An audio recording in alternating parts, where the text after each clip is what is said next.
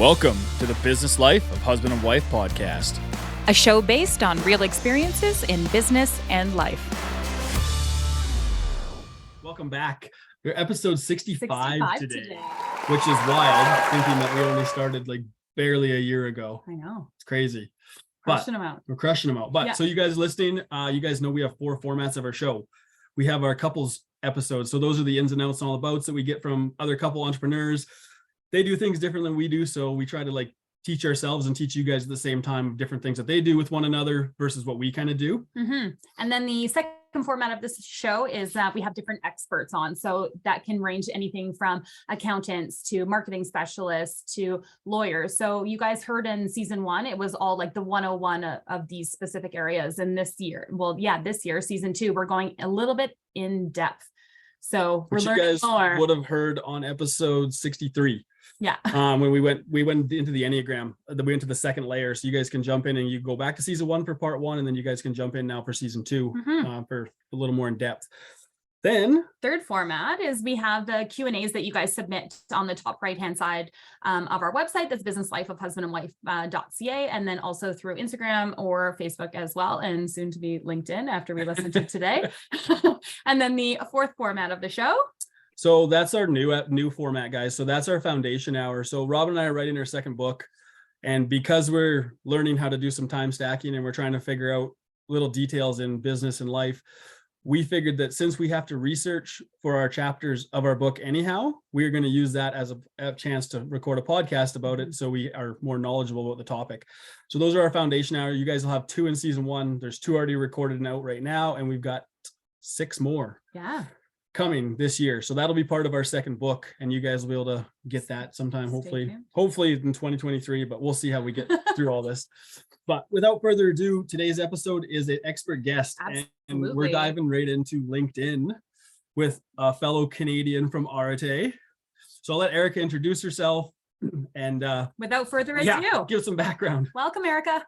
Yeah, thanks for having me on. So I am Erica. I am the founder and chief everything officer of Brodo, which is basically a better for you snack company. We do an edible cookie dough. It has added protein, cleaner ingredients, plant-based, and then we're launching another product, which is protein cookies very soon.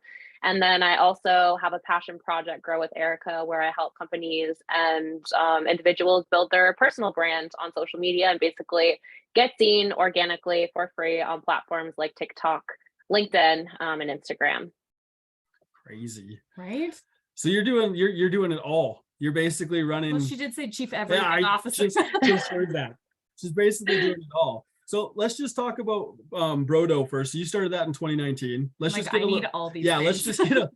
little bit of a background on the company that you have going and kind of what you guys have going on there, because I think it's kind of super neat that you're kind of diving into almost that like Quest kind of style of what Tom, but you're deconstructed Quest. How's that? Yeah, I like that. Being compared to Quest, man, they've done big things, but yeah, so I launched the company like 3 months before the pandemic. It was December of 2019. And the product itself that I launched into the market with was just an edible cookie dough. You can eat it raw. And I actually used to make this product for myself back in 2018 when I competed in bodybuilding.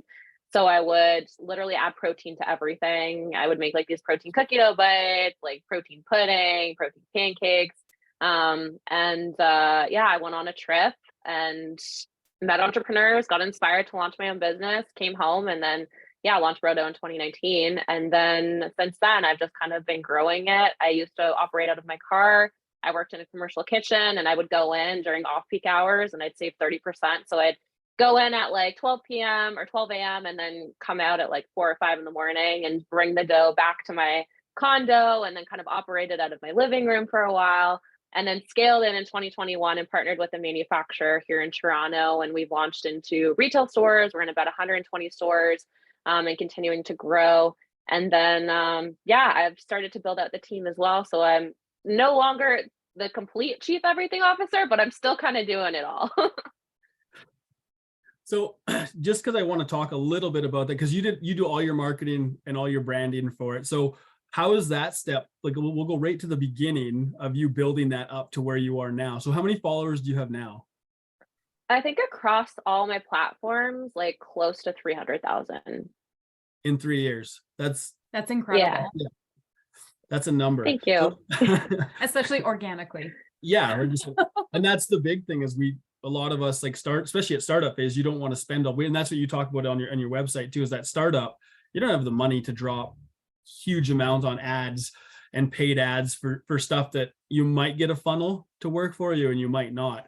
So could you give some people some tips on what, like how you did it from like basically from start in 2019, to like from December nothing, 2019. like I set up Brodo on Instagram, away I go, right?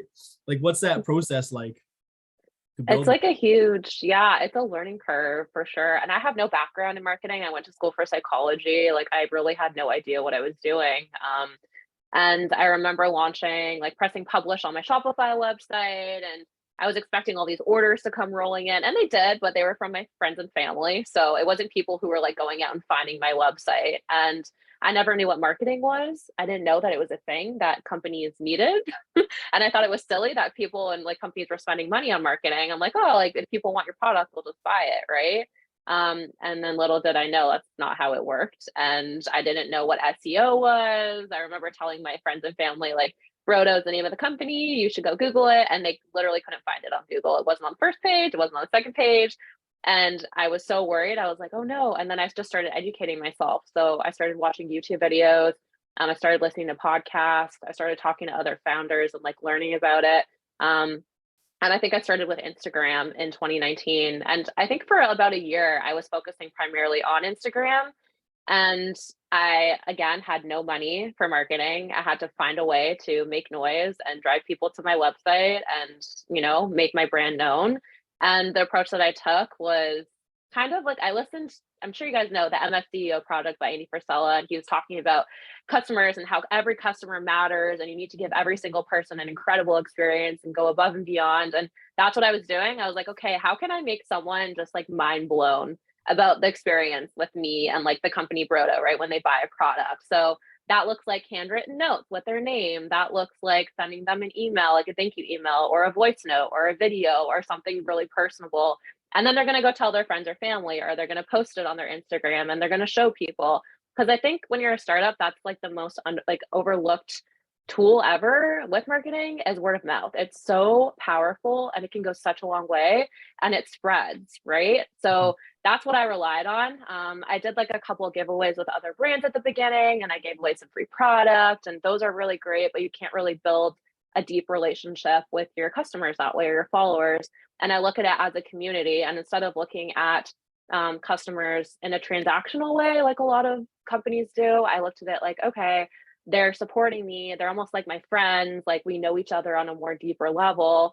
How can I serve them better? And I always kind of have that mentality. Like I try to make them feel really included. So even with like Instagram stories, like I was asking, hey guys, like, what do you think of this flavor? Like, would you make any changes to it? Or if you have any questions, ask me and I'll respond with videos. And I just like got very comfortable putting myself out there and engaging with them on a consistent basis. Whereas a lot of companies don't really do that. They hide behind and you just kind of see the product or service. You don't really get to know who is actually running it. And I think that is like building in public. A lot of founders are now doing that, and it sets them apart from all the other companies out there and their competitors.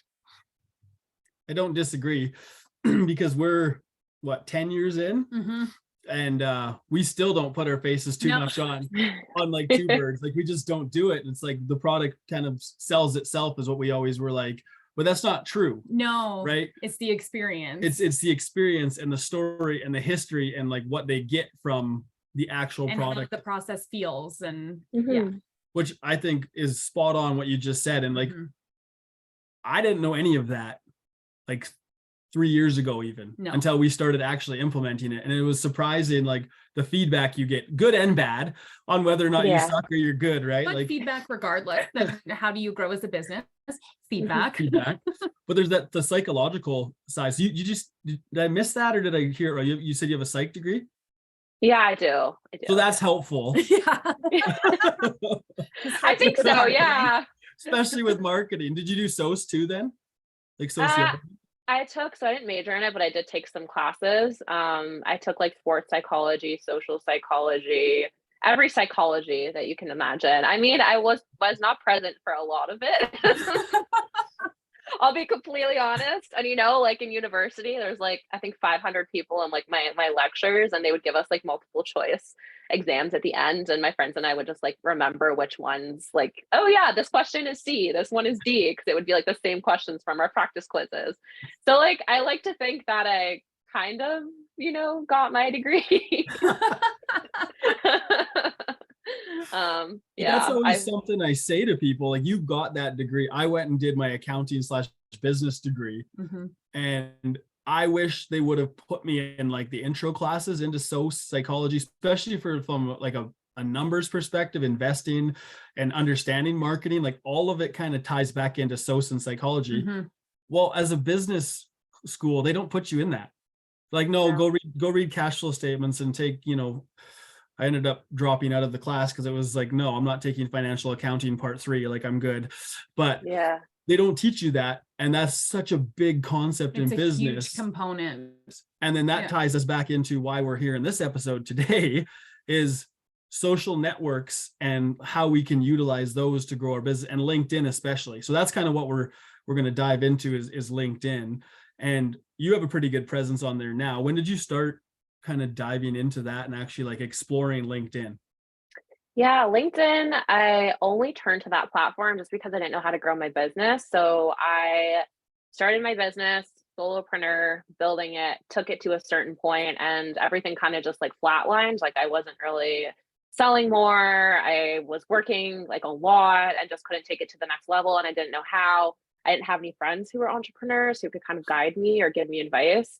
So like LinkedIn is, I looked at it and thought, okay, there's business people on there. I should just go on there. And I think I had like my profile picture. I was like 14 and I had 12 connections. I think it was September 2020. I went on there and I remember rating my pantry and finding products that I eat regularly. And then I went and found the founders and CEOs on LinkedIn, and I was just connecting with them, connecting with their teams, connecting with everyone, sending messages. I was trying to get like a mentor.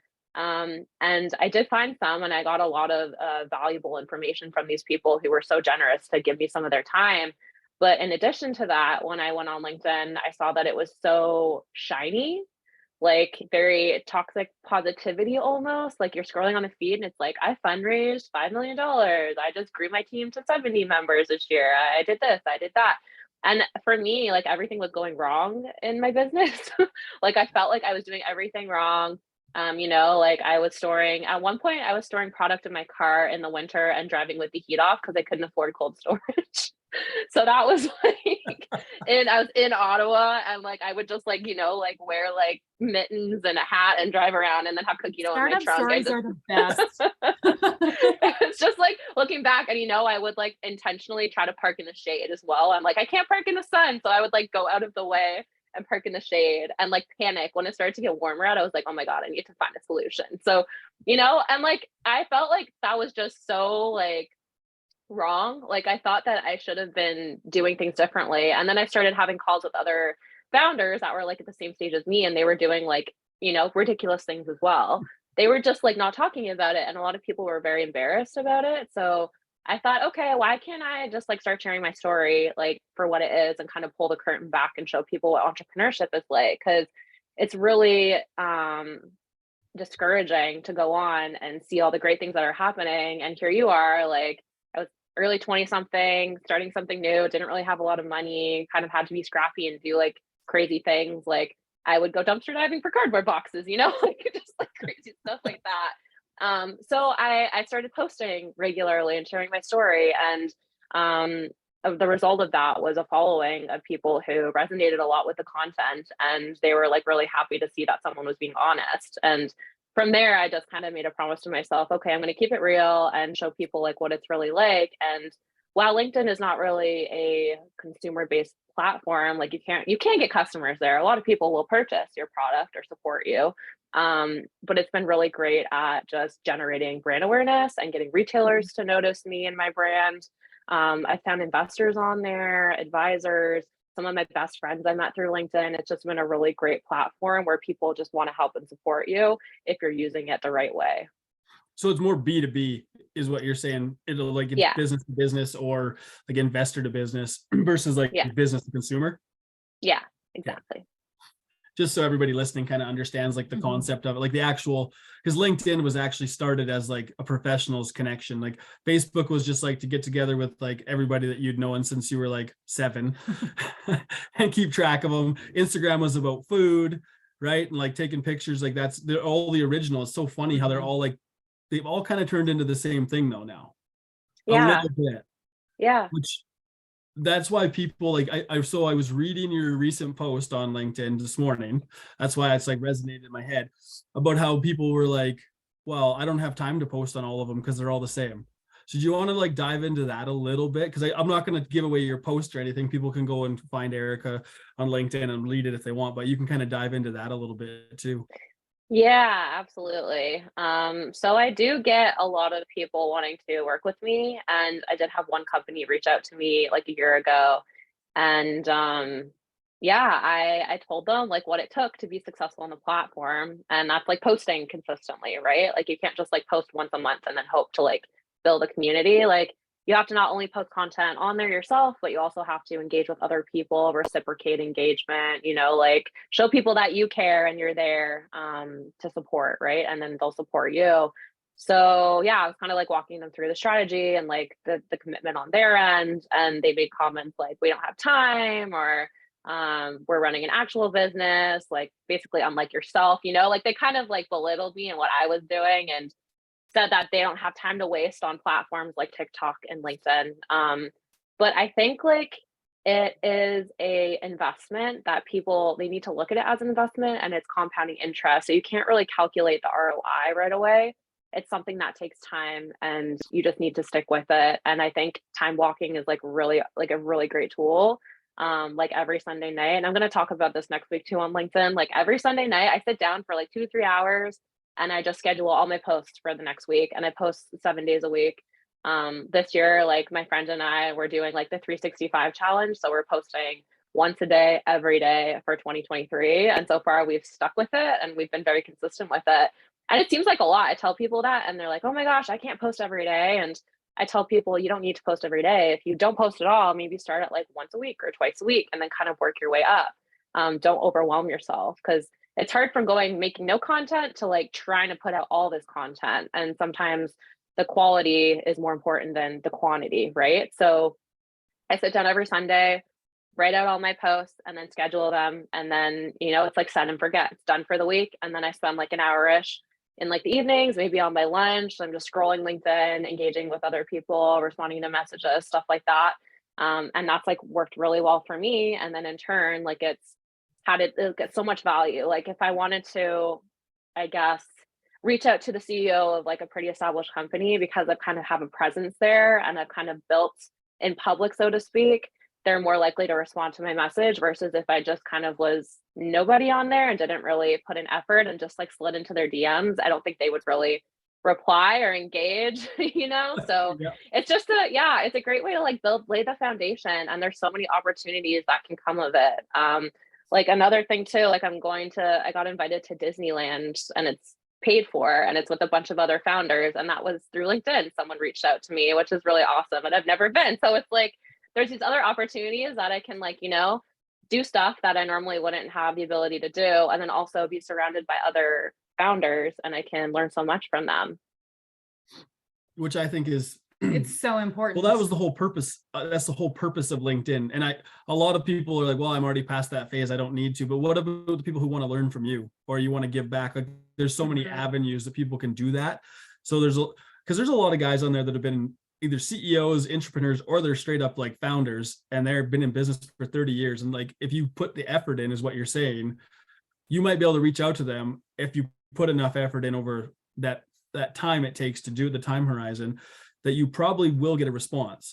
Versus if you're like me and you post like once a week, maybe if you're lucky on LinkedIn, right? Like, but I don't reach out to anybody. I don't engage in LinkedIn. No. It's not something I've done. And this is why we're doing this, is because we're going to focus on it for what we're up to. And Robin's going to get her account back. Yes, girl. Make that a priority. Oh my word. Just throw me under the bus. But I think that's important for everybody listening to understand, like what you're saying is like, it's you schedule. I want to go back to that because we talked about time stacking too. So when you schedule your time, like how much time, like for your first learning, obviously there's that like extra time it's going to take to schedule, but what basically what platforms are you using for scheduling? Because we've used a couple different ones that we use for scheduling posts, and I've got rid of them. And then I just do them all like one at a time, or I just have it all linked through Instagram and they just kind of blast out. So like, what are you using to kind of pre-schedule all for people listening? So I have to double check this, but I'm a part of like the creator group on LinkedIn, and they were like beta testing a scheduling like plugin thing for like actually in the LinkedIn platform. So if you go to create a post, there's this little clock and you click the clock and then you can literally schedule within LinkedIn. You don't need any additional platform to connect to LinkedIn. So that's how I do it now. I just go in and schedule. You can do the day or time. You can schedule videos, text posts, photos, all different types of content. I don't recommend using like third-party websites like Hootsuite or Later or anything like that to connect to LinkedIn, because they can look at that as a spam, I guess, tie-in feature or whatever. Because I've been kicked off LinkedIn like 3 times. And it's basically like, if you go against the rules one more time, you're going to get banned and you'll have to start over.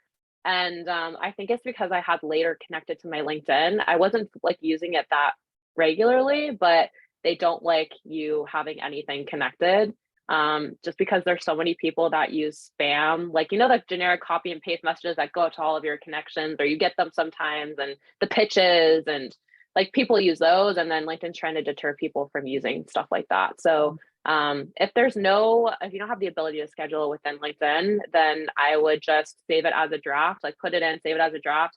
And then if you can remember, like set an alarm on your phone, just go in, post it, and then be done with it. It's just about, so it's basically just about time management.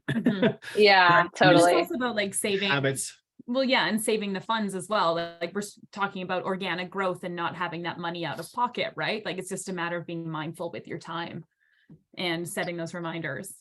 I think the other thing too, like a lot of companies, they just look at Facebook ads and Instagram ads and they're like, oh yeah, well, this is the conversion, this is all the metrics and da da da da. But I think like a lot of businesses forget about their current customers or their current followers who are like potential customers. Like it's more expensive to go acquire a new customer than it is to keep an old one or convert a like current follower. And they forget that. So if you just take a little bit of time and energy and like put in more effort for those customers or followers, like it can go a long way. It just is harder work, right? But again, it's the word of mouth, right? It's like, oh my gosh, the founder messaged me, or they sent me this, or there's a handwritten note, or like it could be anything. It's just like the little things that really make a difference. Which makes sense. We do the same thing. So you do handwritten notes, you said, for Brodo? Yeah, so I did. I am getting back to it when we relaunch the new product, because I think that's super important. And like, there's nothing better than getting a handwritten note that's personalized to you. Like, I love it. Yeah, we agree, because we do that. So for Two Birds, for our company, we do postcards with a picture of like the actual barn or the building that was tearing down. So you guys like get a photo. You're like, oh, this is the history, and then the whole history is on the back, and then like handwritten and hand signed by. But we also wait till like a month after they've received the product, so then they get like that additional like butterflies about Two Birds like a month later. Well, that's so cool. Good mail. Well, nobody gets good mail, right? When's the last time you got an actual letter from somebody like, this is super, no, or a postcard? Like, we don't send them anymore. No. Yeah. So it's like old school, because it's kind of a vintage kind of style company anyway, because it's all reclaimed wood. So it was like, well, that's an easy one for people, but there's ways to do it. Like you said, handwritten notes are huge. Yeah, it takes time, and people value that you've taken the time to literally handwrite them something. It doesn't have to be much. Like, I don't know, ours isn't much. It's a very like the cards and the history, but the handwritten note's not huge. It's pretty simple. It's like, hey, thank you so much for like purchasing your table, blah blah blah, signed Clint or Robin, right? And it's simple. Yeah, exactly. And yeah, the other thing that I didn't do this for all my customers, but like the customers that purchased the most, I sent them Christmas cards, and I just like wrote like a longer, kind of like personalized note in there, and sent those into like suppliers as well. Like, I think that that's something that a lot of people should start doing. Yeah. I agree. Second that. Yeah, I agree. Yeah. But anyway, I want to go back to Yeah. LinkedIn a little bit. We're Yeah. talking marketing again, but so you're using LinkedIn. So we're talking B2B and like suppliers, and you could use it for both ends. So have you used it to like get some suppliers for some of your products, or to like sell some of your products wholesale? Because do you do wholesale too? Wholesale retail? Yeah, I do. It's definitely made things easier for me at getting into the retail stores. Like I would approach some of the buyers and they're like, oh, like I've seen your product before, or like I know you on LinkedIn or whatever. That's kind of how they know me. And I think because they see the work and the effort that I'm going to like get this product off the ground, they're more receptive and they will go, I guess, the extra mile to like get my product on shelf versus kind of just being another brand that they don't really know. It doesn't really have an identity or anything. It's just a product that they see. So I think that's definitely helped. And then if I need something, like I was looking for cold storage and I posted, I'm like, does anyone have any cold storage? Like, because it's really hard to find in this province, like super hard to find. Like they have like 100 pallet minimums and I don't have 100 pallets. I'm nowhere near that. So, like, and I got someone to connect me to someone who had cold storage. Or like, it's just been a great place to like find new suppliers for ingredients, or if I'm in a pickle and I need something, like there's someone out there who can help me. And I think that's the power of networking, is even like having conversations like this. And if I were to say like a pain point that I have or you have, it's like, okay, maybe I can't help you, but actually like my friend, he can help you. Like he does this and he knows this person. Or like, yeah, if there's someone that you want on your podcast that you don't have access to, maybe someone in your network knows, right? So I think that's like the power of LinkedIn. Which is wild because again, it still doesn't clue in. I'm just sitting here now. And it doesn't clue in is like there's that power in it and the idea behind it, right? Because we don't actually, as business owners, we don't really take into account all the stuff that's behind the scenes when it comes to marketing, right? Because when we're talking marketing, there's lots of layers to it. But if you don't have those branches and those channels, like you're saying, to reach out to, or that kind of network, you might have an issue. Like we had an episode on where we had guests come on who do fish and chips, and they have such a strict rule on the oil and the potatoes that they only have one grower. One bad year and they don't have any chips. Like, who do you reach out to, right? So there's like things like that. Yeah. That if you're like building a product, especially like in like the health industry and like food products, you have a shortage of anything. You need to be able to find it because you have people that need to buy it or want to buy it, right? Yeah, for sure. So That's like yeah, it's the Ed Violet said it. If you have one, you have none. Yeah. Right? Yeah. Like I'm like, we live by that one. I think we've learned that one the hard way. We have learned that one the hard way, times. which is I think why it sticks. Yeah. Yeah. For sure. Okay, so let's just kind of dive in and give us a little bit more information on LinkedIn. So I like the B2B that we use it for. I think that's super important that we can leverage that once we've learned how to post. So what's some content that you would recommend? Like you said, like kind of just show yourself and your brand. But if you're a business owner and you just want to brand your business on LinkedIn, not your personal side, I want to talk about both eventually here. But just from a business side, what are you posting? What are you looking for? Like how? Yeah. What does LinkedIn look for? Yeah. What does it look for? Because you said there's like things it doesn't like certain things linked to your profile, just because it doesn't like the spam. So like, what are you posting? So I guess it depends like what industry you're in and who you're trying to reach. And like whenever I put content out, I ask myself like, okay, what value can I add to the people who are following me? Like, is this post going to add value? And will the people who follow me want to see this post? Like, is it relevant? And I kind of focus on, again, like like on my personal brand side, I'm kind of everything encompassed in one. I don't really have them compartmentalized. So it's kind of like I have Erica and Brodo and Grow with Erica kind of all in one. And I talk about like having a startup and mental health and, being a solopreneur and then marketing. Cause I kind of, again, have been like the chief everything officer and it's kind of all encompassed in one. If for someone who's like looking to start posting on there and get traction on the platform, like I do recommend going the personal brand route, but then you can also have your company page. So you can go and create like a company profile for your business, which is what I have for Brodo. I haven't posted on there in a while, but it's there. And I think that's a really good place just to like have updates for the business. Like, for example, if you wanted to a new retail account, hey, did you know our product is available in 200 of these stores? You can find us here. It's very like focused on the business and what's happening with the business, any updates, anything like that. Just so like maybe like new clients or customers or investors or whoever can go there and find more information about the product and company itself.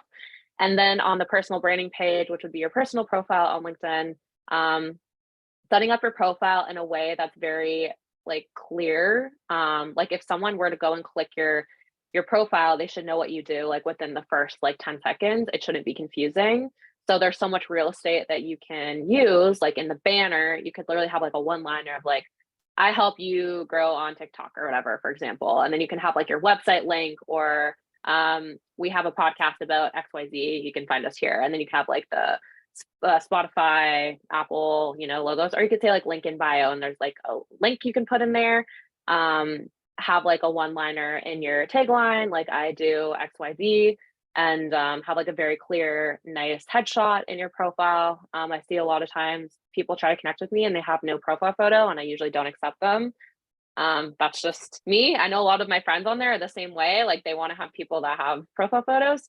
And then your bio as well, kind of like talk about what you do. I personally prefer first person over third person. I know sometimes people like to type in third person in their bio, but I find it's more relatable and easier to read if it's in first person. Kind of short and sweet what you do. And then also maybe like touch on a little bit of the content that you put out on the platform, because kind of like what you said, LinkedIn has evolved over the years. Like it used to be very buttoned up and very professional. And then now like it's not Facebook. I know some people go on there and they comment, they're like, this isn't Facebook, because people post like personal stuff on there. But like I think especially over the pandemic, we realized like everything's kind of tied together. Like our personal lives and our business, like they're not really different, right? Like they're all in one, and you can't really just like shut things off after 9 to 5 when you're an entrepreneur, right? So some days you're like, and phone in the link. I know, right? Or you have like a fire you got to put out on a Sunday, and you're like, it's Sunday, man, I don't want you. You have no choice. So yeah, I mean, you know how it is, but yeah, like I guess those are the things in terms of setting up the profile. That's what I would do. And even there's like a featured links section, and like I made the mistake of just like putting my top performing posts in there, which is such a waste of space because you want to collect emails. There's a saying that goes, you don't want to build a home on rented land. And that's literally what social media is. Like whether it be TikTok or Instagram or LinkedIn, like you don't own anything there. They own it. Like, as you know, like you can get hacked or they can kick you out. Like they've kicked me out before, and you don't want to lose all of that. So I have a section where there's like a funnel, and there's newsletter signups where people can go in and put in their emails. You want to try to collect as many emails as you can. So that's a great place to put that. And then in terms of the actual content itself, like you should be putting out a mix of things that's relevant to whatever industry you're in, right? So maybe for you guys, maybe you want to reach other podcasters, connect with other podcasters, or like I met someone who had a podcast and he's going to be launching like a course and stuff on it, and like how to build a successful podcast. So for example, he would be putting out content that is relevant to people who are starting podcasts, right? Because then eventually when he launches his course, he can like funnel in all these emails and then send the course out to whoever's interested. And he's kind of already established a following on LinkedIn because he's added value and people want to see it. They want to learn from him. He's not just constantly promoting, right? So I think that's the thing, is you have to give a lot and like spill a little bit of the secrets, but not all of the secrets. And then people will trust you and they'll want to purchase from you or support you or listen to you or whatever your goals are. Which makes sense, because it's, again, with your psychology degree, it makes a lot of sense. But it's true though, like it's very basic, but a lot of us like over promote versus actually giving, right? Because it's like, that's what we want to do. We're trying to sell something to you always as entrepreneurs, instead of like, we're not always trying to sell. Like we're actually this is just free. Like, here's all the info. If you want, and this is why we do the podcast, like it's free. We bring guests on like yourself, and it's like, it's free for you guys to listen to, like free information. Now, not all the secrets are in the episode.